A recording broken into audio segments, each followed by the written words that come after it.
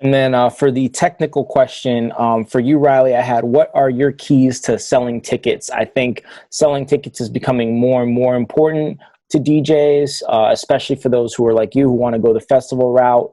And then maybe James can chime in after that. But I want to hear from you because you've done some incredible things over the past years just selling tickets. So what are your keys to selling tickets?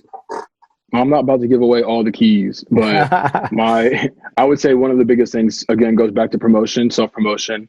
I create the graphics for Prime Social Group and for most of the events that we do. So I have access, the ultimate access to anything that I need to promote. I think it's important to not be afraid to reach out to people and to make sure that when you're meeting people, you let them know what you do, why they should be interested in what you do, and that will ultimately like make them decide if they want to buy tickets or not. And if they decide they don't want to buy it this year, then maybe they come back next year and they're like, oh yeah, my friends had a bunch of fun last year, I wish I went. And I'm like, well, I did hit you up. So it's kind of just, I don't like to pester people. Like, what I communicate with people on a daily basis about selling tickets, and a lot of times people will refer their friends to me, and that's how I get a lot of my sales, because people know that I'm going to sell the ticket right away, and I'm going to get it to the point where you don't have to worry about anything, but you send me money and I send you a ticket. And if you have any questions from there, like, I got you. So being available and being accessible, I think is a major key. Cool. And then James, we've talked about selling tickets and promoting for shows. You've said before, and it kind of stuck with me, that posting a flyer is not only is it not enough, it really doesn't do anything. Like, that's the minimum you can do. What are your keys to selling tickets? And, do you still think that, posting a flyer is still the minimal that you can do? Yes, because I think in today's world of DJing, promoting is a must, opposed to before it was just, some DJs did, some were just so good that they didn't have to. And now I feel like everyone's required to promote. And I think the best way to sell tickets now is create genuine relationships with people. Don't always just hit up people to sell tickets. I mean, I don't feel like I'm giving away secrets here with some common sense info. I mean, if you think about it, like, we all know a lot of the same people. The thing about Columbus is a lot of people are going to bar hop to all of our spots. But if there's a special event going on, if you're selling for a festival, Riley, or you already know, you got to build a team. It's a lot of work. It's a lot of hustle. But it's just, you're basically being a promoter. Almost like, and to be the DJ, you have to be the promoter first for those type of things. You have to build a team, create awareness that you're selling tickets. I think a lot of times people just post a flyer or just post to one social media platform. They're not reaching a lot of people. The way social media works anymore, they won't even show that to people anymore.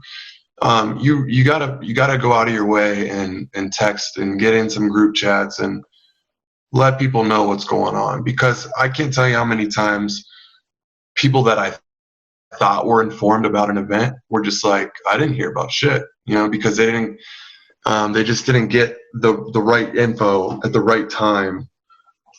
So I think promoting doesn't have to be annoying or stressful. As long as you have a routine and you're doing it smart, I think you can, have a big effect with not working too hard, You know how it is. Mm-hmm. And then my questions, I actually had two questions for you, Justin. So I mentioned when we talked before the podcast started, I talked about how we hadn't met personally, but I had caught a set of yours at Seesaw, and it wasn't like some blowout like Saturday night, midnight 30, and you were killing everyone, hands in the air, bottles were popping all night. It wasn't like that. It was a Thursday night when you guys had just opened, maybe around 9 o'clock. So people weren't really like buzzing, but you were throwing down a really, really awesome opening set. And I just wanted to know, do you have any tips for opening DJs? Or do you think there are rules for the opener DJ, or you think you can kind of do your own thing? I think the biggest thing with that is, I guess, what you noticed is, and that's exactly how I've always approached opening or playing, maybe early in the night or earlier after a headline DJ or anything like that, is putting the max effort in and trying to get whoever's there, even if it's two people, engaged in what you're doing. And not pretending and faking like there's a bunch of people there, but treating it like there is a ton of people there and putting together the best set you can, even if it is just very minimal energy and songs, or if it's like throwback music, or if it's, you know, hip hop or whatever. Basically just putting together the best you can do all the time, because laziness shows. And if you walk into a club and you see a DJ just kind of being lazy because it's slow and sitting around and maybe even playing like a pre-recorded mix or something like that, there's nothing wrong with that. I've played, pre-recorded sets when there's literally no one in a club or a bar, just to get the employees going or something like that. But as far as when you're open and business is running, I mean, putting that max effort in all the time consistently will always show, because you never know who's going to be in the spot. I don't even didn't even know you were there, and that's happened a bunch of times. And I feel like I've been on the other side of that 1,000 times. I've been in Vegas clubs, I've been in New York, Chicago, all these big cities. And I've been in a room when a DJ that I knew of, or even if I didn't know him, was playing an early set. And I always notice if they are kind of keeping it high energy and engaged. So I think that's the biggest thing. I don't think there's any rules to opening, as long as you're clean mixing and your levels and stuff like that are all over the place and it's smooth.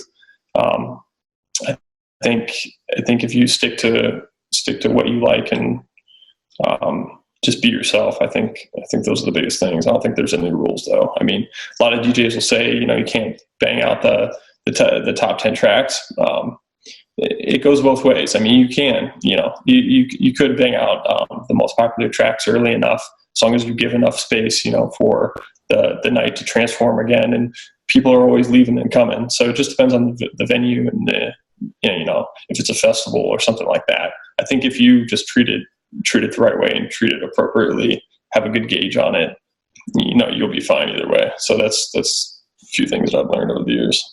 And then James, I wanted to toss that one to you because you've opened for literally countless artists on the open format side and the EDM side. Do you think there are any rules to opening, or do you agree with Justin that as long as you're set, the only rule is to set the vibe the correct way?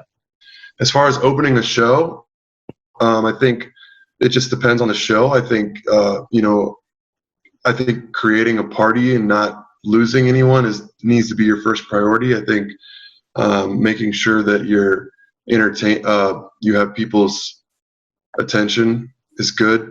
I know that a lot of people want to open and play their own originals, or they want to create some energy and stuff, but there are certain tracks that you should probably not play, or at least, the last, I don't know, what would you say, Justin, like 30 minutes of your set? I don't know. Or, right before, if you're opening for a big open format DJ, you don't need to end with, the top 5 hip hop songs. But that's like a no-brainer, I think. And then as far as these electronic shows, I mean, it just depends on the show. A lot of times the writers will tell you what they want. But then even the writers, sometimes they'll just have to be like, I'm going to create a party for this guy first, and then I'll look at that writer, because a lot of these guys don't know what they're coming to, Columbus, it's a smaller venue maybe. And they're going to want a crowd. That's what they want. Sometimes it takes some work. Sometimes the crowd is late. Sometimes you need to, maybe not push it too hard because the room's building slow. I mean, you have to be able to switch it up, I feel like. But yeah, I think opening, you have to know you're an opener. You can't just go in guns blazing with, all your bangers. Cool. Guys, where can people find you? I mean, if they've been watching this long, they're probably interested in what you do. Go ahead and shout out your socials and all that. Sure. For me, it is just my name, Justin, last name NYCE. So Justin Nyce on pretty much everything. Website, justinnyce.com. I think that, for me, Instagram is pretty much my website now. And in the link there's a link tree to everything that I do have out. So mixes, podcasts, shows, Mixcloud and SoundCloud are, I think, the most that you'll find on there. So, yeah. Cool. And Riley? Yeah, for me, it would be Riley West, or you can type in Reckless West 21. It should be the first one you see. There's a bunch of lightning bolts around my name. In my Instagram, there's a bio for my SoundCloud and likewise for my Twitter. You can go and see all the new mixes that I've done there, and I should be posting tracks that I produce myself in the coming months whenever I get good enough to release them. But yeah, just hit me up on Instagram and Twitter. Contact me for a follow back. Let's have a conversation. Let's chat or just connect. Cool. And for those of you watching on YouTube after the fact, I will leave all of those links in the description. One thing we're doing new, and I hope I can leave Riley on here, his screen, because he's got the 614 hoodie on, and we've kind of been in talks about possibly having them sponsor a segment of the show.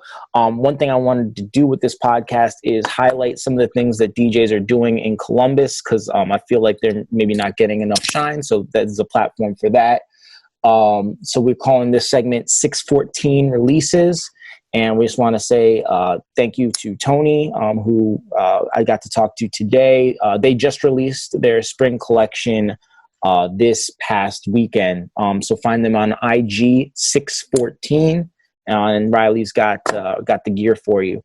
So Rudera, spelled RUDERA Music on IG, released a mixtape this weekend. Entel, who's a big friend and will probably be on the podcast soon, has released a new song called Dream State, and that drops on Monday on Nueva Recordings.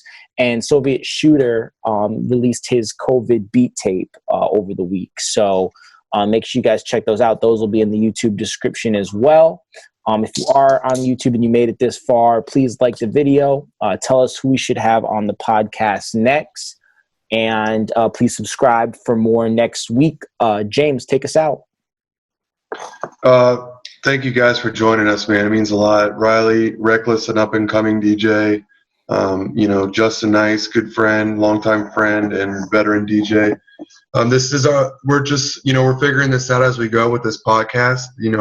Any feedback from you guys and any listeners is appreciated. We love doing this. I want the community to come together, especially at a time like this. I wish the best for all of us. I really hope that everything goes back to normal and we can go back to crushing our sets. And thank you so much for spending an hour with us tonight. Yeah, guys, thank you for being here. Peace. It's been an honor. Yeah. Thank you guys. Yeah. Yes.